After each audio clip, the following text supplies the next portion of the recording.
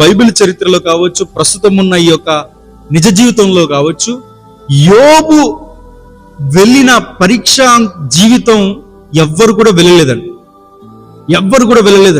చాలా మంది, కొంతమంది సాక్ష్యాలు చెప్తూ ఉంటారు, నాకున్న కష్టాలు ఎవరికీ రాలేవండి, ఎవరికీ రావండి, ఎవరికీ రాకూడదండి.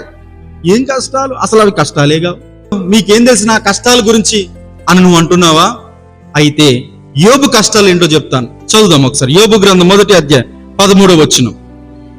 ఒక్క దినమున యోబు కుమారులను కుమార్తెలను తమ అన్న ఇంట భోజనము చేయిచు ద్రాక్షారసము పానము చేయుచుండగా ఒక దూత అతని యొద్దకు వచ్చి, ఎద్దులు నాగలు దున్నుచు గాడిదలు వాటి సమీపం మేచుండగా షేబాయిలు వాటి మీద పడి వాటిని పట్టుకొని పోయి ఖడ్గముతో పనివారిని హతము చేసిరి.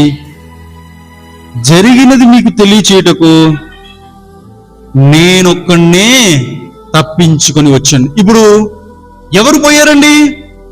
పనివారు. ఎవరండి? ఆస్తిలో ఈ పశువుల కాపరులు ఉంటారు కదండి, పశువుల కాపరులు పనివారు.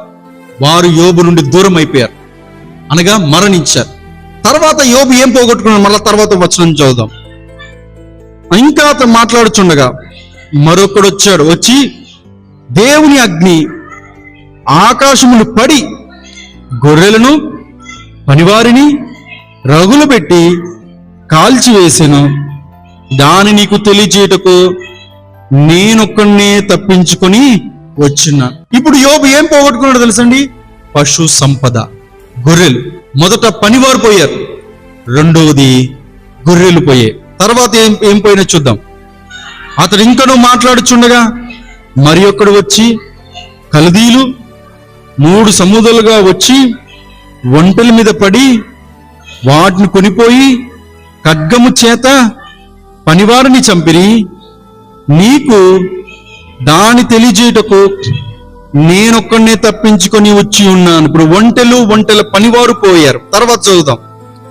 అతడు మాట్లాడుచుండగా వేరొకడు వచ్చి, నీ కుమారులను నీ కుమార్తెలను తన ఇంట భోజనము చేయిచు ద్రాక్షరసము పానము చేయిచుండగా గొప్ప సుడిగాలి అరణ్య మార్గముగా వచ్చి ఆ ఇంటి 4 మూలను కొట్టగా అది ఎవ్వరి మీద పడినందున వారు చనిపోయిరి.